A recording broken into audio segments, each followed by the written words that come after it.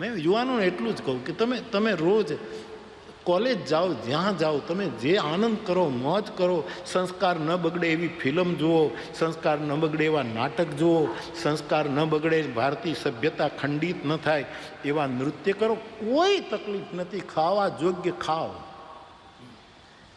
હું રાજકોટને એ પણ વિનંતી કરું, હજી 3 દિવસ રોકાવાનું, કે વ્યસનો મૂકી દેજો. જ્યાં ત્યાં ન ખાવાના, નહીં ખાતા. જ્યારે બધા જ સંતોએ રાજકોટને રામમય કીધું છે તો પછી હરામમય ન થવાય. જે તે ન ખવાય સાહેબ. આપણે સનાતન વૈદિક સંસ્કૃતિના બાળકો છીએ, અમૃતના પુત્રો છીએ.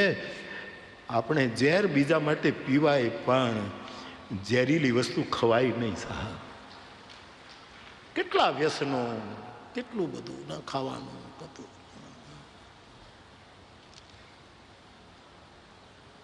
એમાંથી આપણે બહાર નીકળ્યા.